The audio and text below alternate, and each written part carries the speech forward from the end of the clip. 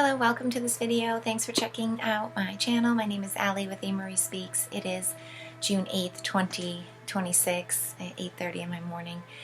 And today I'm going to continue on with this thread that I've been pulling at in the last couple of videos around this topic of targeted individuals. Also, like what this reality space is, why it promotes those types of uncomfortable interactions, and also then, you know, how we get away from that kind of stuff. And some people might immediately think and say, well, you know, targeted individuals cannot get away from the attacks, the stalking, the issues, and this is why that's what makes it, you know, makes them TIs, what makes them who they are, you know.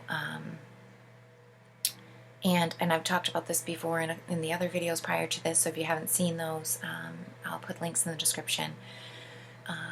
Hopefully I remember to. But today what I kind of wanted to speak about a little bit is the archonic overlay and the tactics, or the mechanisms actually behind the tactics, and why they're not going away, and why they will always seek to find attention in a certain way. They will always seek to find and look for others out there willing to give attention in a certain way, and also they'll always be sort of scanning the activity for those who are sort of unconscious, unaware, or distracted in some kind of way in order to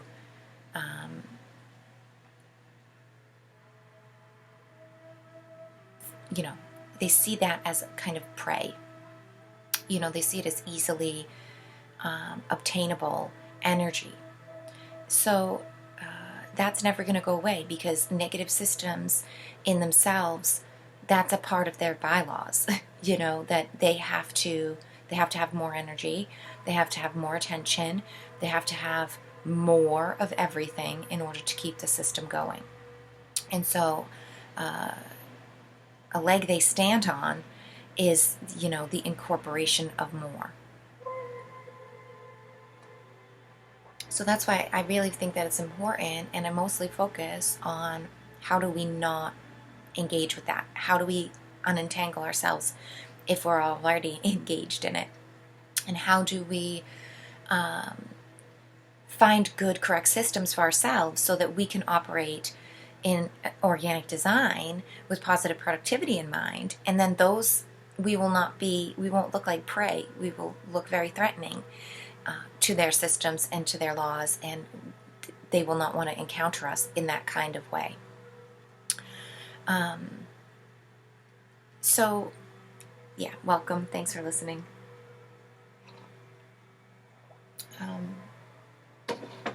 I tend to try to distance myself from negative structures, the negative agenda, archonic overlay, demonic ideas, satanic things, self-serving constructs, illusions and delusions, because we're all affected by those things. It's silly to say that you'd not be affected by them. It's kind of foolish and unexperienced, in fact, to think and assume that you get to a stage and phase where they cannot touch you. That's not true at all. They can always, and they will always, find a way to attempt to reach out and touch you. And the thing is, you have to look untouchable. You have to be unappealing to their sights, to their vision. And in that way, they really won't reach out and try to touch you, unless for some reason they have a guarded grouping that then feels strategically strong enough to pose a threat to that type of entity, being, group, system. So what we really want to do, what I'd like to focus on, is how do we build ourselves up? How do we work on our own inner systems that make it so that if and when they try to do this, they try to grab at us, if and when they ever do, loop us in with some kind of lasso, then we are strong enough, we remember we're strong enough to just break free, or we just step out of it, or it's just like, it just grazes us,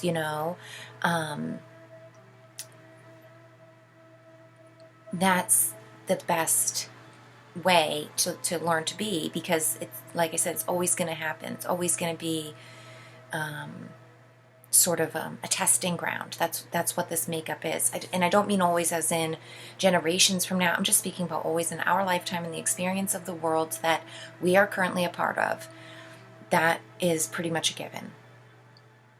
I'm hoping, of course, for a day when system alignment corrections will come in, and it won't be such an imbalance and an offset with this really heavy negative agenda kind of pushing on all of us.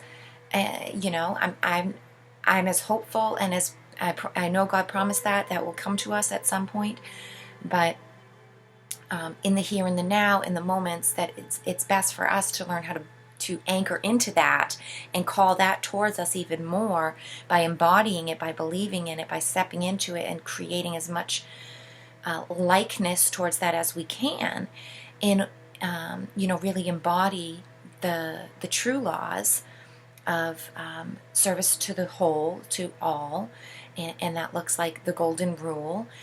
If treat others as you would like to be treated, plain and simple. It's also plain and simple as Jesus was asked what the most important commandments are, or the one most important commandment, and he said to love God with all your heart, your mind, and soul and body, and to love your neighbor as yourself.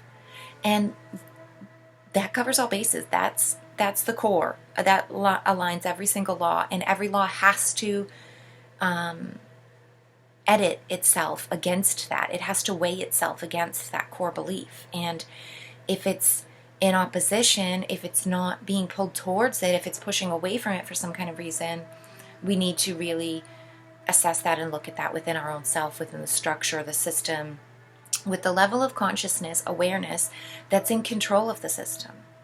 Right? You can't be a cog in the wheel or a portion of a system trying to change system laws. The creator of the system must change the laws. And so this is why, again, I talk about our inner world as the world where we have all authority and dominion over, to change laws, to rewrite things. We are that source creator fractal who created and decided on the sacred boundary of isness, of you, of me. Each one of us has that rightful role in that place. And then as we look at the direct world, and then as we look at external third-party world, we lose capacity for authority, right? We are interacting and co-exchanging, co-creating with other beings, part of the separation simulation. And we are supposed to learn doubly the respect and sovereignty of operations and laws that is supposed to be encountered in the direct world. And then that just ripples out into the third-party space and does its own work to create that reflection of what that space could contain and should contain. And we have very little authority out there. But the authority passes through a chain of command beautifully, and it never leaves the true laws that we've already set in the inner world if we hand off the chain of command correctly as it moves away from you. The fractal instructions are set with each conscious creation, each thought, each little system, bubble, and energy interaction is encoded with those same laws, the same bylaws. It follows positive productivity, and it's released in that manner. And then it's set free. It's not enslaved. It's not like, oh, I know I have to watch it and make sure of it, and I got to go check what it's doing, and it needs to feed back to me and give me updates and pay me retribution and show that it's following suit with positive productivity. That doesn't align with it at all, actually. In fact, that bounces it into negative. we set it free. We know by honor, by self-honor and honor of God, spirit, creator, whatever we're going to call it, that those instructions and laws will be followed because they were created to be followed. And we trust that creation enough for free will to give it freedom to follow it or not, knowing that off the basis of love, transparency, goodness, that it will follow those rules. And that setting things free, and that energy of interaction and exchange of openness and transparency, this is, how it helps to build out the world around us. And through these rippled chains of events, of interactions, it spreads uncontrollably. And this is the reason negative agenda hates it and will tell us that would never work. It doesn't work. It lets it happen in these small little pockets and then crushes it to try to force us to believe that it could never work. Unfortunately, for a negative agenda, we have a wonderful teacher, ever living truth in our natural environment, which speaks the melodies of the cycles of the real metronome that we can keep par with. And so we can never forget. As much as they want us to try to forget, we cannot forget, because we've been graced with real eternal truth right in front of our faces, generation after generation. And of course, this is another reason heavily that I believe that they want to lock us into virtual realities, into internets, into these inorganic, inverted systems, counterfeit interactions like the internet and computers.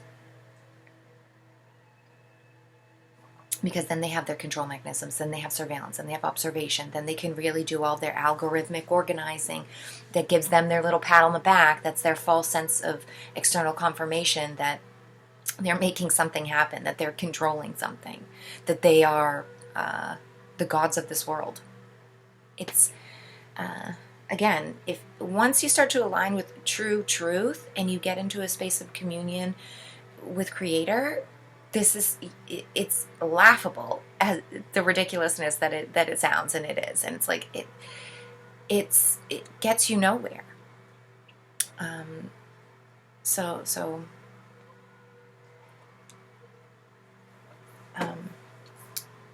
As much as I like to focus on solutions, as much as I know they're really there and true, and we're going there,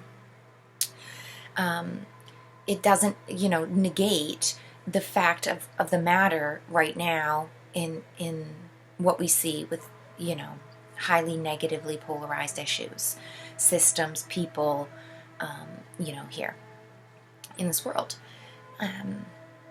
So one thing I will kind of put as a disclaimer, and this is my own personal admission, I guess, we'll call it that. I typically do not spend or give a lot of time, intention, or energy to negative crap, to agendas, to lies, to their illusions and delusions. I don't want to give a lot of time to it. In that way, I tend to try to not focus my energies in cultivating or examining or diving into the fractal definitions in negative worlds.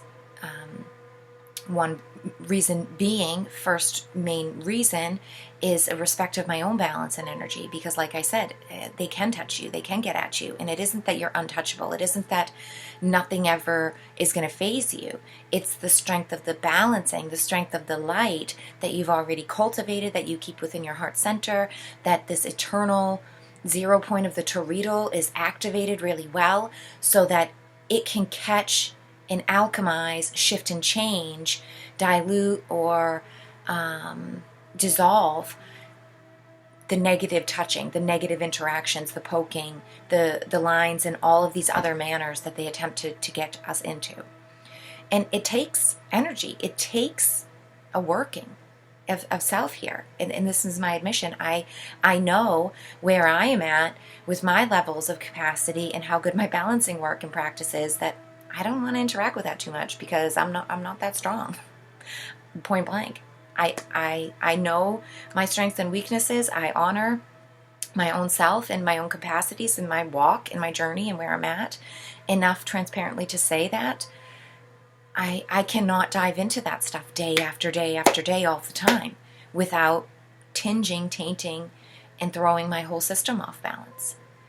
And in respect of myself and in ownership of the collective whole that I choose to serve, I'm not doing that. I don't do that a lot because, like I said, it takes a lot of activity to counteract and to shift and change that kind of stuff. And for a long time beforehand, I wasn't being responsible in that kind of sense. And I would end up with crises, highly affected, all of a sudden rug pulled out from underneath my feet, all of a sudden in some kind of trouble or having some kind of catalyst or some kind of health crises, physical, mental, spiritual, across the board. Something would come up, and that I was unprepared for. And that challenge, that test of then reconstituting balance, bringing myself back into an area of being charged with good energy, would take a while. It'd be a whole action of of needing to integrate and reclimate, what's the word? Whatever, sort of fix myself, adjust my energies. And after doing that, I'm like, this isn't worth it. Diving into rabbit holes, conspiracy theories, thinking that I'm going after and bringing some kind of shadows up into the light to like show everybody, it doesn't work in that kind of way. You might go into it when you feel fully charged, like, oh yeah, I'm going to drag this thing out. I'm going to have this big, icebreaker, sign, and I'm going to show the face of this ugliness right up in the light, and everyone's finally going to get it. It's going to be plain and simple. And you might feel like that when you first go into that, but the longer you're in that rabbit hole, Alice, digging around, chasing around, you're expending your energy, you're losing your energy, you're also tainting and gravitating towards negative systems. And those negative systems in there with your little bit of lights, they see you and they start whispering to you, like, you're on the right trail, stay down longer, you can be in here longer. They start to encourage you. And that's very strange for a negative thing, just try to put positive, but it's not at all. This is one of their favorite tactics, is a fake friend, the pretty face, the devil in disguise, or, the most beautiful angel with the slyest speech, very complimentary in this kind of way. It's manipulative. You don't realize it at first because it's covered in pink frosting, and you're just like, oh, it's delicious. And by the time you do that, the rottenness takes over, and then you realize, oh my God. But then your light's depleted, and then you're guilty and shameful of falling into that kind of trap or something, and then you're down a rabbit hole, and you're having this issue. You're very far away from, the top surface layer and the light out there in organic world, and you're still trying to dig around or trying to dig yourself out. You're of no help anymore. And you're certainly not pulling that shadowed face out. You're not strong enough to put that on your back, drag it out and show it to everybody like you initially thought you were going to do. So I have sort of relinquished, that trope I used to pick up, that, you think you need to carry on everyone on your shoulders. You think you need to put all these things on blast. You think you need to bring darkness to light and the truth into everything. Truth works on its own. Truth is like a lion. You don't need to defend it. You just open the cage and it will defend itself. So we don't need to do all of these things. And I had, I'll say from experience, years ago I started, even when I was on a good balancing journey, working in shadow and light work, putting out videos, doing a lot of good meditations, and working on inner self and systems and things.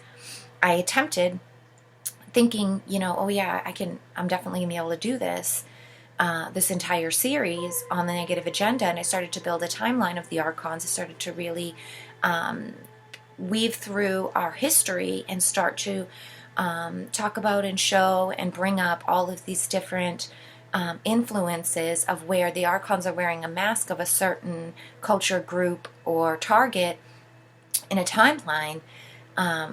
and trying to show how they're actually all entangled. They're actually all beads on a line. They're not these separate pop-ups of like accumulated different negative energy that can just be scapegoated, pinpointed, and diluted in one, settled in one person. And then, oh, you've got to settle it in the next group or person or event. And then, no, actually they're all one thing. And it's actually a tactic of theirs to try to get us to play whack-a-mole and think every mole is different, and that they're not actually just some kind of game with a lever, that they're all stuck together underneath and they're all one thing. It's all a machine. And so I did that for a couple of months, maybe half of a year or a little over a year, maybe between half a year and a year. I was, coming back to it, off of it, really trying to stick with that series and really wanted to promote that and bring it forward. And finally, I just said, actually, let me be honest and transparent here. This is killing me. This is depleting my light and love and my love for the world. This is depleting all of the good heart energy and service to community, service to others, good service to self that I could even do. It's wilting and choking that out. And I have to say, I'm just not positioned, not strong enough at that time, or even right now. I'm not trying to say I'm going to dive back into it right now, but it was something that I had to just kind of say, put the brakes on, and at first that even just putting the brakes on and admitting on camera and on a video to put up to people that I'm not at a capacity actually to do that. I felt kind of guilty. I felt kind of shameful. I felt like I'm not good enough, or now maybe I should just go get rid of all those videos or something. But actually, no, I'm leaving it all there. I've left it all there forever. Once in a while, I brought up different things around it, and I shifted actually to a teach learning angle about systems in general, positive and negative systems, interactions and exchanges, instead of trying to just focus on the archonic hierarchy. And because for me, that's what I needed, was this sort of balancing of the two, and to talk about the distinctions between the two without giving over attention to either one. And so yeah, I mean, working through those kind of things, admitting those kind of things, and leaving them there to be as they are, have been huge, like Mount Everest kind of goals for me, and climbing and achievements for me.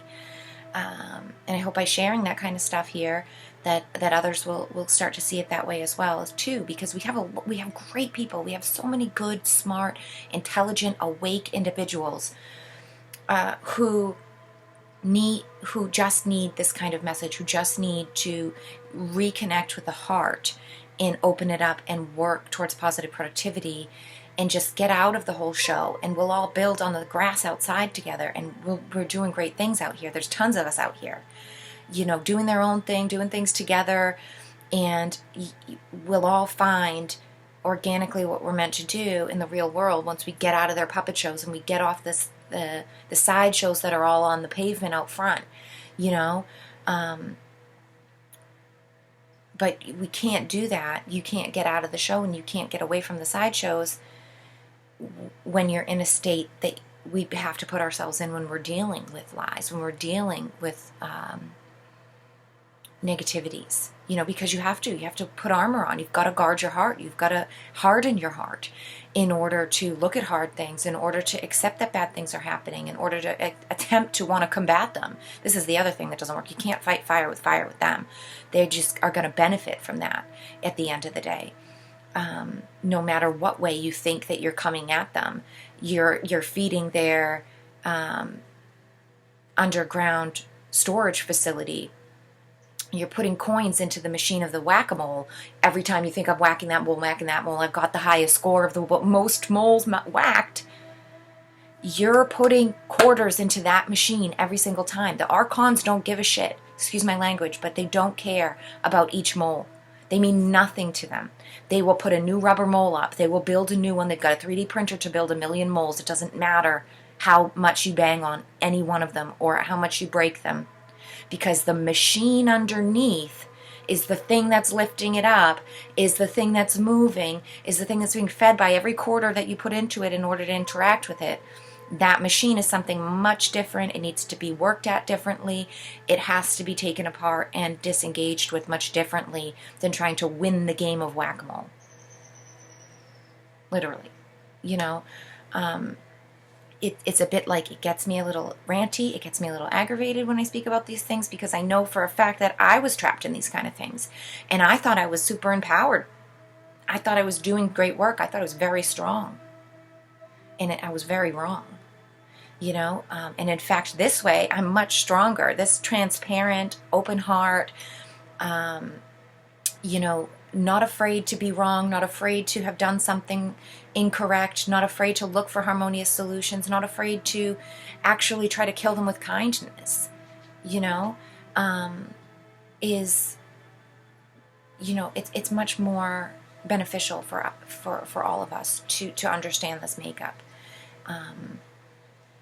And to also try to step away from the game, stop getting so involved in the game, and step away and say, actually, what's the machine? What are we really doing? Why are we all standing around in an arcade here? You know, there's outside, like I just said, we don't need to be inside their construct. There's beautiful, organic, natural world out there that we can enjoy and make a million different experiences within. And so, yes, just to sort of bring it into what I meant to talk about when I turned this video on, is this sort of funhouse arcade game, this whole thing that's been built by the negative construct. It's, you know, it embodies the whole world around us. It embodies our traditional industries. It embodies school systems. It embodies education. It embodies healthcare and wellness. It embodies churches and faith. It embodies all of these little communities, all of these nonprofits, all of these ventures that anything like out there in the world, you know, it has a hook, or it has architecture built into that already. And so, again, with having acceptance, understanding what we're looking at, and then saying, I don't need that, is where our locus of control, where our authority, you know, of dominion actually can make any influence or shift, is just by choice. It's just by saying, I don't want to be involved in that. I will do something else. I'm going to turn my back on this nonsense and go towards the organic light. I'm going to seek the sunshine. I'm going to seek natural environment and get back to my own natural inner environment as well by looking for those things. You know, this is really why we have such a push of artificial, why we have such a push of lock-ins and indoors and virtual realities, upgrades, tech, all of these silly little gadgets and distractions, all of the platforms, and the dumbing down, the brain rot and slop and all that kind of stuff is all inside the arcade, like the snack booth, like, you know, the ticket scratchers, like the chance and all these games, you know, whatever, all of the things that look enticing to want to keep us in there as some kind of payout, as some kind of loop. At the end of the day, they're part of their construct, you know, and our most powerful choice could just be no thank you. And as soon as you start to, even if you don't know how to exit, even if you don't know where the light is, even if you have no idea and you're just standing around in the arcade just seeing this and that and all these structures made by them and not knowing what to do, the more that you stay still, the more that you just stand there and say, no thank you, no thank you, I don't want that, I don't want that.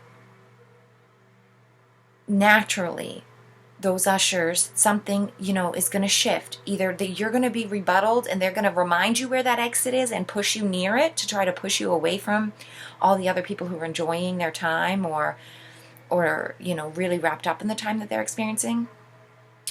Or by sitting in stillness and just saying no thank you, and just kind of being, something will catch your eye in peripheral, something will say turn around, something will say look down, something will say over here. And it will be a different calling, an old calling. It will be a ring, a sound, a beautiful melody, something internal, like a shift in your guts, or your heart will flutter, or you'll feel a pull towards a certain thing. And when you look, you'll see the light, you'll see a window, you'll see the exit, or maybe you'll see another person's back out the door. All of a sudden, the door and door closed, and you're like, dude, where'd that person just go? How'd they get out there? And you will have now you'll have the curiosity, the motivation, and the gnosis of leaving. And you'll find what you're really meant to find, which is not these crazy feel-good extremist distractions, this instant gratification, and just filling up time with more doing. It's filling up yourself with not doing, that not doing their chosen things.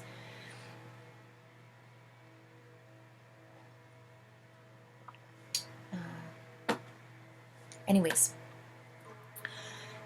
it's important to be mindful about what calls your attention, what calls you to action.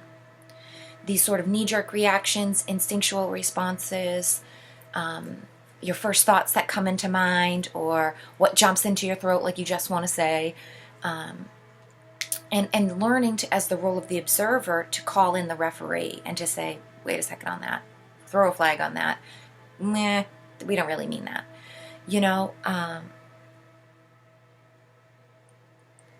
because that, again, is, a practice, a flavor, and a tone that's not compatible to illusions, lies, distortions, negative energy. And just by doing that kind of work with the self, you start to put out a vibe of honesty. And they don't like that. That's like one of their biggest enemies. So even just practicing that alone can really help. And it's kind of fundamental and foundational, actually, in order to break ourselves out of these things.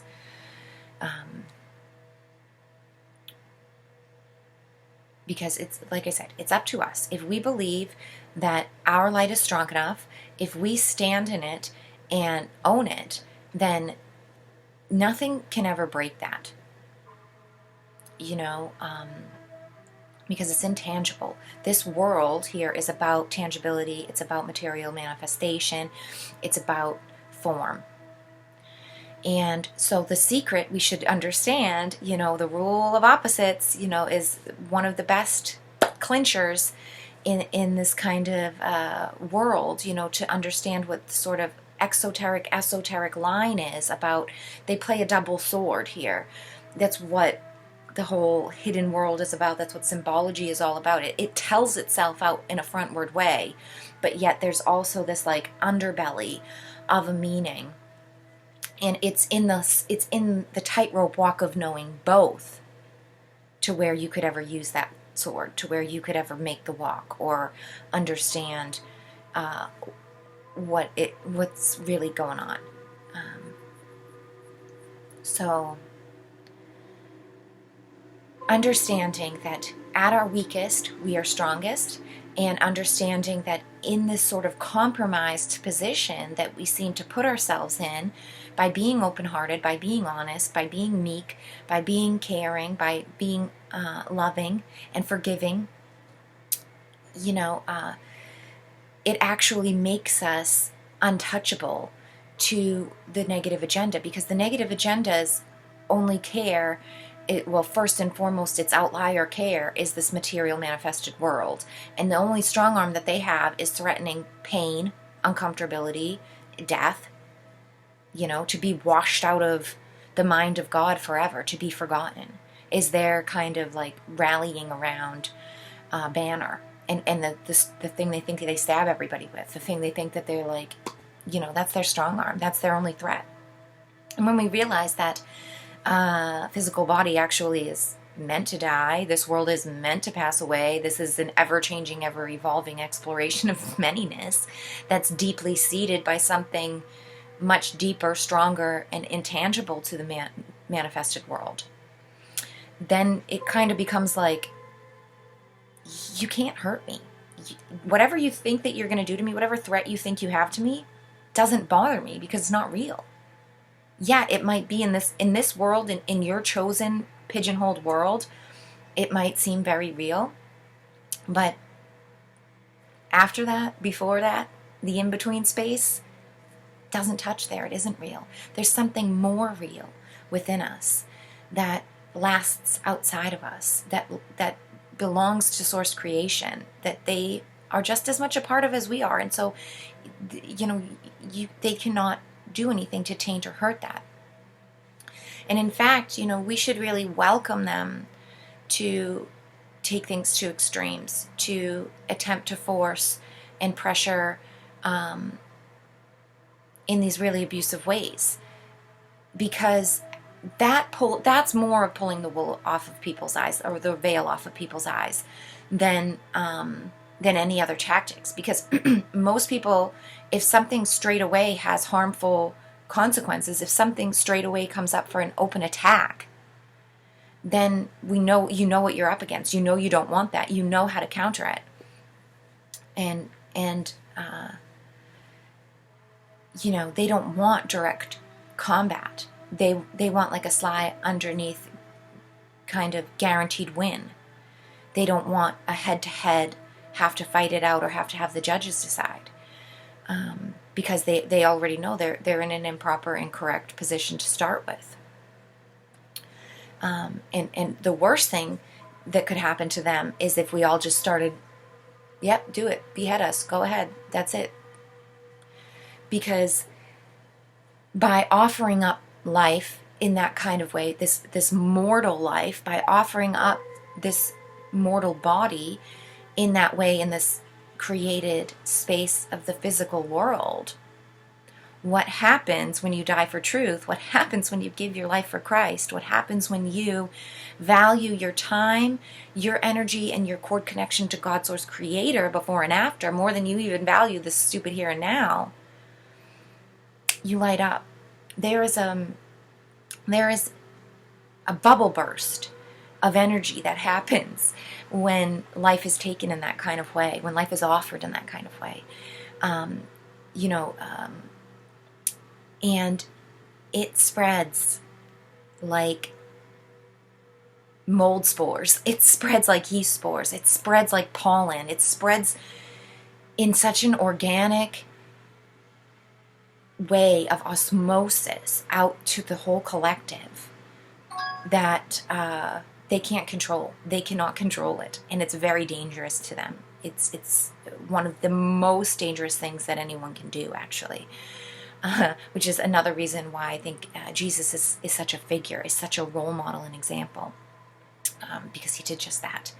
And when life is expanded in that kind of way, when mortal life ends with a bang, and the light and the energy and the love from source creation and God is burst open in that kind of way and let to sort of the structured water energy of it all is left to reign over the rest of humanity. So many seeds that were, this is like watering with Miracle Grow all of a sudden to all the other people out there. They might have had a little seed growing, they might have had just a little baby, some of them have a nice little flower starting to bloom, and the archons are very nervous about all of those people. They want to block the sun so that people can't have good farming going on, right? But when this kind of exchange happens, when this kind of gift is given, when we value that internal cord and back to source oneness more than we value this little short life here, that rain that comes from that gift includes that notion, includes that great knowing. And like I said, it's like Miracle Grow, and bam, everyone out there's stuff starts growing faster, blooming faster. They get external confirmation from God, like a teardrop of God cries on their heart, and they know that it's for them, that was done for them, that they have the power to do that as well, that they are more than this carnal life, that they are more than this mortal body, and they choose, they want to share their garden that way. They want to be brighter, And like I said, this is very dangerous for the constructs of negative control mechanisms, because nobody's going to be in your slavery rat race if they know they're worth more than that. If they know that they've been gifted this life of sovereignty, interaction, expression within the body of the living God in order to serve the whole body of God. Not to serve a system, not to serve a king or a pharaoh or some sort of government party, or not even to serve some kind of non-profit great service to humanity. No, your service is to the whole, to God, to the infinite creator here. By serving him first beyond anyone else, well, fractally, you're serving everyone else, because everyone is fractal source of God. So just go back to the one, always. And by extension, you cannot not interact with the whole, because every single part of it is a fractal source mosaic piece within the whole. As much as they want to pretend in their little shadowed area that they're just a little system in here and they're like, separate from God, they're not. So I spoke a little bit more generically, and I spoke a little bit about, metaphorically here as well, but real world applications to these metaphors are 100% real, are 100%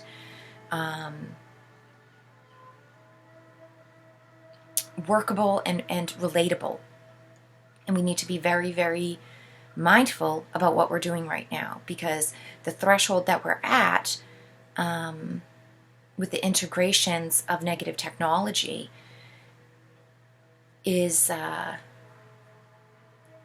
horizon of activity that we should really be asking ourselves, do we really need to go that way and explore over there? Do we really need to take it that far? We have lots of imagination space to already have explored and taken out these ideas into potentialities, and seen that one of them comes back good. So why do we need to do that? If we could really kind of root back into sovereign power of choice and follow alignments and reorient ourselves into positive realms and just say, we've seen all those movies. We don't need to go that way. We don't need to be 1984. We don't have to go full Terminator. We don't need a brave new world. We have a world already that we need to be brave and new within. Instead, let's all take our glasses off. We don't need to be following suit with their fake VR world. We don't need to be robots. We don't need to turn into internet slaves. We don't need to be upgraded. We are already the upgrade. We are already the highest form of intelligent design and complex mastery, that we could just be learning more about the organic side of things. So I think that their tactics and their forcing, trying to make these things appealing, is probably going to just continue. But the more and more of us that wake up and understand that we don't need their infiltration, we don't need their systems, that we can do things better ourselves separately, and not separately actually, because it's more holistic in its actual integration, and plug ourselves back into the organic world and find a ratio where humanity actually works as stewards to this world, is actually a part of the world. We would find systems that encourage that,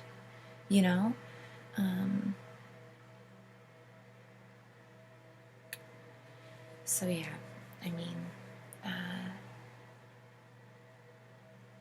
I guess I've sort of talked around everywhere around town today.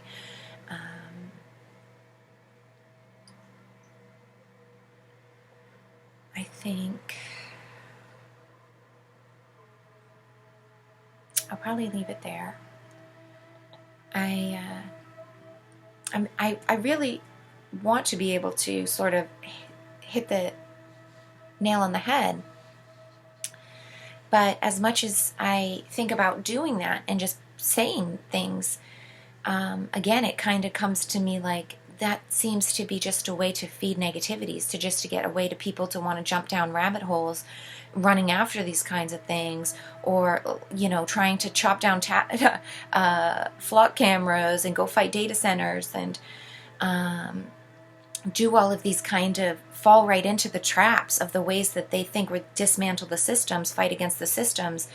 All of these sort of Antifa angled BLM counter intelligence operations, they do nothing but be controlled opposition in a way that they can now, they already have the fighting, they already have the rebuttals to the controlled opposition. It's just like, why would we fall in par with that?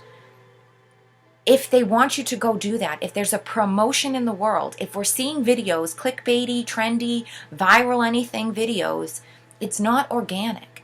Do we not understand yet algorithms build virality? Do we not understand why they call it viral? Why a virus? Why are we thinking good things are coming out of viruses? Why are we not hearing the words they're blatantly using and seeing them as entangling, nooses for all of us? No, we're saying, oh yeah, this will bring death to them. This is going to solve it all. This rope that they just happen to have here, or same thing with a knife or a hammer or whatever weapons. It's not about fighting fire with fire. It's not fighting violence with violence. It's not bullying a bully. It's not ever going to work like that.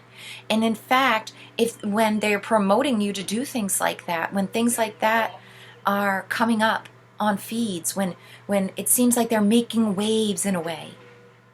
It looked like they were making waves in Canada with the truckers movement, didn't it? It looked like they were making waves and changes with their BLM riots, didn't it? It looked like they were making waves and changes with all of these alternative media people, all after COVID and before it, and talking about Agenda 2020, 2030 we changed it to, talking about Agenda 21 originally, trying to talk about the surveillance grid and Internet of Things and then bodies, and they let all of that flutter around. They let all of that kind of fire up and flail and fizzle out because they knew the wick was wet. It's not going anywhere.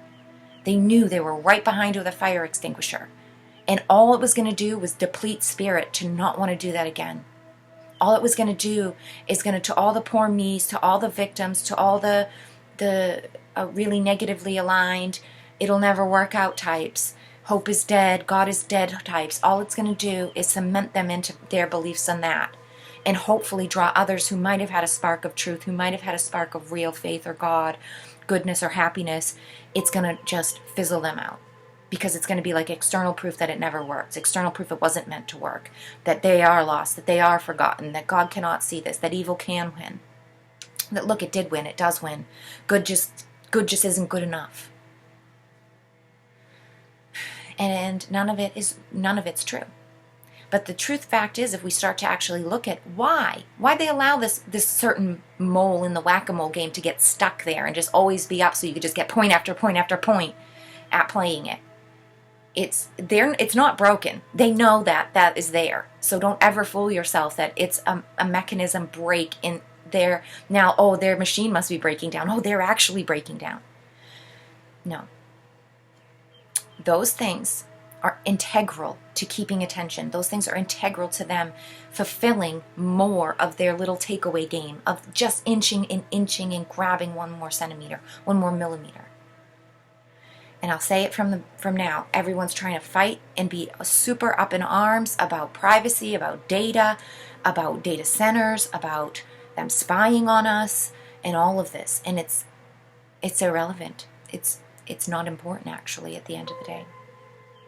It doesn't matter. And I'll tell you why.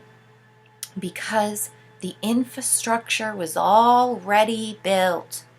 It's already there. And a lot of the plumbing, the lighting, the electric, all of the vents and all the things that go behind the walls are already there. And what's passing through there? is crucial to the survival of a lot of people. And just like they want to say, oh, we want everybody to wake up, or we want everybody to see the truth, and then people are starting to understand, well, you can't force other people to wake up, because either it could push them back farther into their misery and into their delusions, or it can like slingshot them into this unknown world that has really poor, like bad effects, where they now feel like they don't belong out there, or they were rushed into this, if we go start trying to, burn down data centers and take all the cameras down and all this kind of stuff, well, we're going to find out that, unfortunately, there's a lot of people already plugged into that kind of stuff. People we care about. What about your grandmother who's got a pacemaker? What about, all of these other, like, people who rely on services? All of that stuff is going to fall apart if we go and try to burn all these things down. And yeah, the negative agenda made that as sort of their get out of jail free card. They made it as their kind of like dead, what's it called? Deadlock, or dead black box, or this sort of like, if you want to crush and break our house, well, you're going to crush and break all of the, all of the people within it, and your loved ones are in there. We don't realize already what they have entangled into their control mechanisms. And unfortunately for us, but it's something we're going to have to look at and correct in a different way. And I do believe corrections will come forth through it. I do believe that it is not going to turn into an open air prison fueled by archons. I strongly believe that humanity will rise up through it. How, when, don't have answers for that. But I do know that you cannot rip a scab off a wound. That's not going to help healing whatsoever.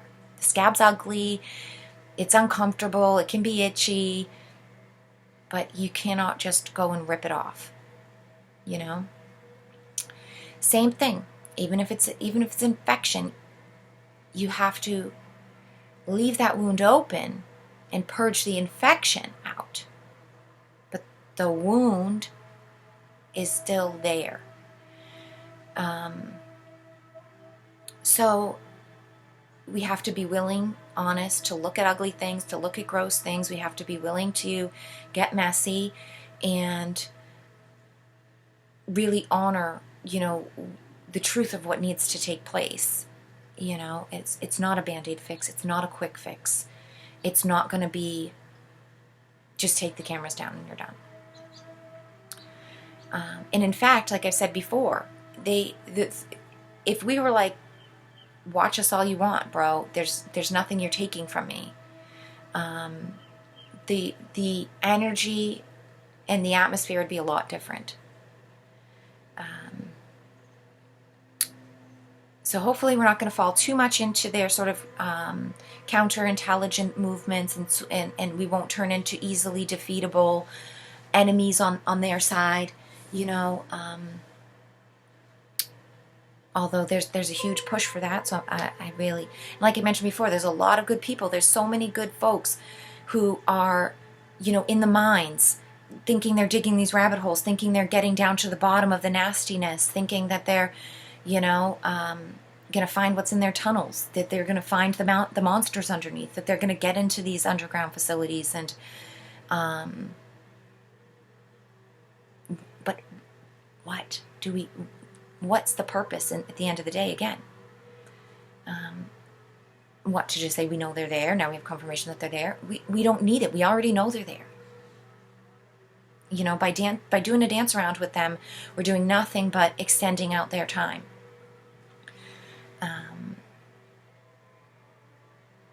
I'm not saying we should integrate. I'm not saying we jump into internet. I'm not saying that you start, using all of their wearables and doing all of these functions. In fact, I think that the best thing we could say is, no, can't we do something different? Can't we honor organic in a better suited way?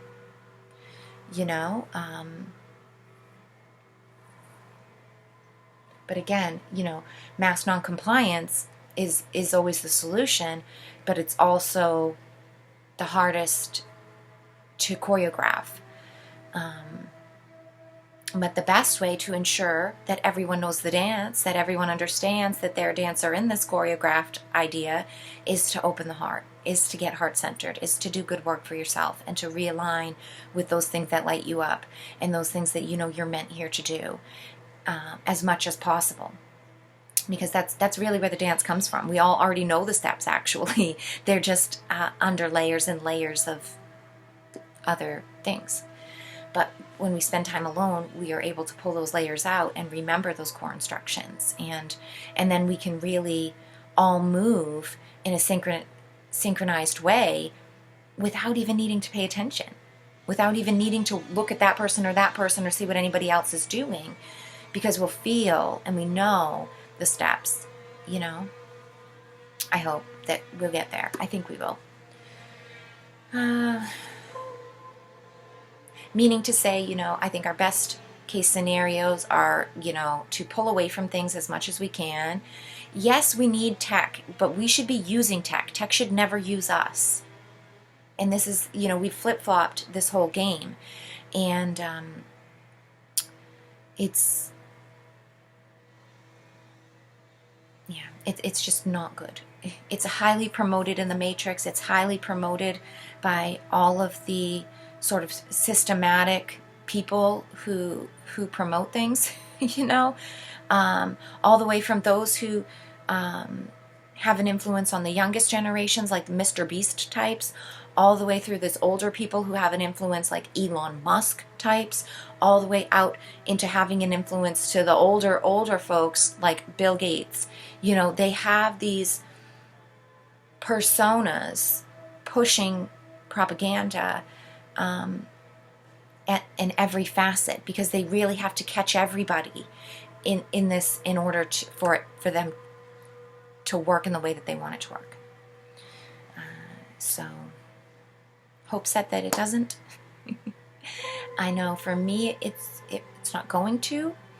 And again, kind of, I'm going to close this out, but I'm going to seal the deal with, just like I said about offering up life, and it creates this this rippled effect. If and when it comes down to, oh, well, you're cut out of society if you don't wear this wearable. Oh, you can't get benefits if you don't follow all these protocols with doctors. Oh, if you don't have all these upgrades, all of the next boosters and rounds of shots and all of these kind of things, then you can't live here, you can't work here. This is the best sacrifice. Well, so be it. And that is going to make a lot of people think that those choices are really what, at the end of the day, will make their house of cards fall apart. Because if everyone in the world, if everyone in America who is taking disability money from the government, if a majority of those people said, I'm not doing that, I'm not integrating, I don't want you underneath my skin, I don't want all of your highly technical, highly developed, intuitive technologies integrated into my body. No, I don't care about the check, I don't care about the money, I don't care about the donut at the end. They would not have the budget available to promote their next yearly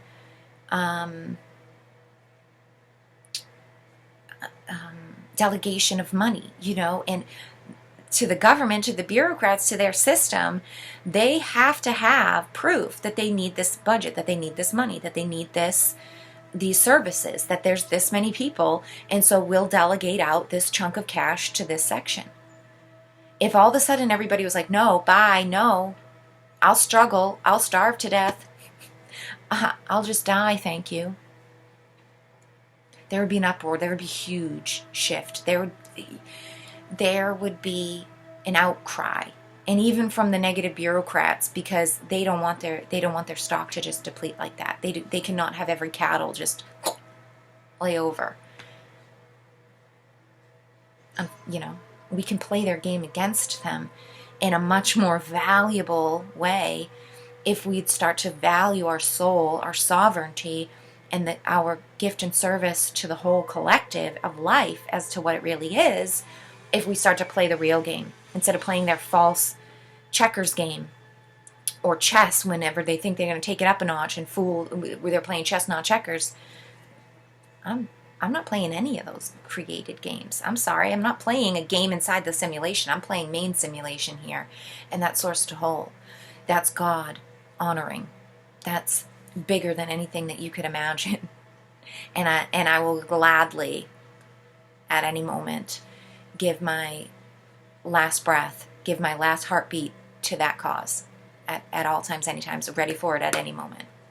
Because I've already lived up my life. I've already lived it every moment, putting my best foot forward, telling everyone that I love them as much as I do, being of good service every day, sitting with God every single day, and knowing there's a communion, knowing there's a communication there that's stronger than anything else. And so I have no fear or worry in that sense. And I also know that life is bigger than me, that God Creator is bigger than me and takes care of everyone around me. So there's never a fear of, oh, when I'm gone, what will happen? Oh, I won't get to see my kids. Oh, grandkids. Oh, this, that. What will happen to the world if I'm not here to make it better? The world's going to go on. It's going to be just as great as it is right now, no offense. No offense, ego. No offense, anybody else watching it out there.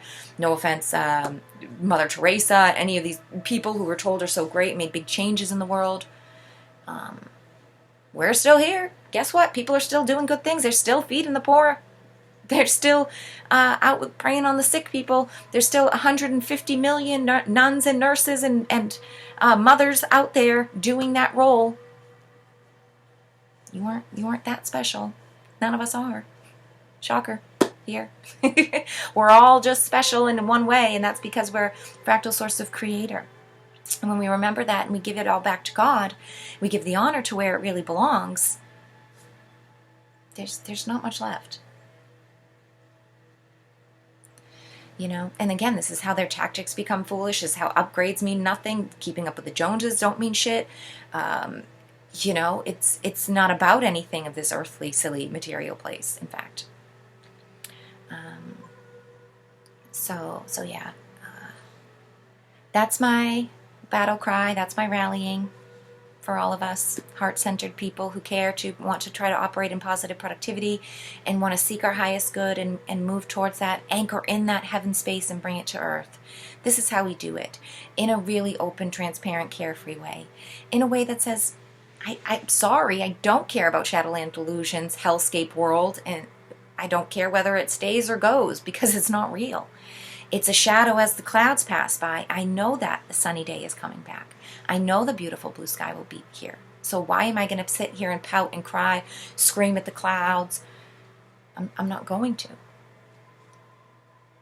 And again, that faith, that gnosis, is the scariest thing in the world to the archonic overlay, because that's where they blacked out the most. That's the darkest color in their, I spoke about this in the videos before, but about heaven organic template being underneath and the Shadowlands Delusions on top. It's like when we used to do those drawings where you draw with marker a pretty picture, or take a pretty picture that's printed, color over it with black crayon, waxy crayon, really, really hard. Well, the space and face that says God created this whole thing, that's where they've like Sharpie markered even over it. They're like, oh, screw crayons, we're putting Sharpie permanent marker over this guy's face, over this guy's name, over this thing that he thinks he's so great, the Father.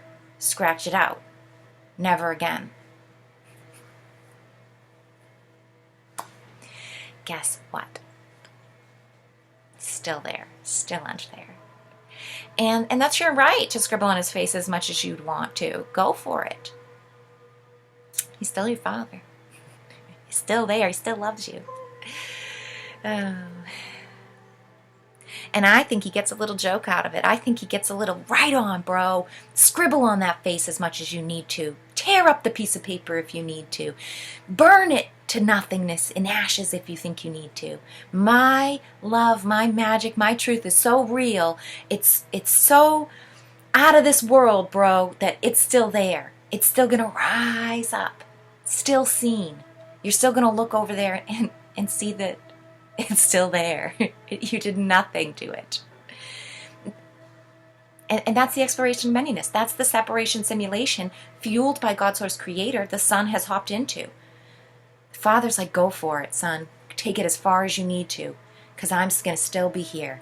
You're still going to look in that mirror and see my face. We're still going to come back together as one, and you're going to see my will from the start was it.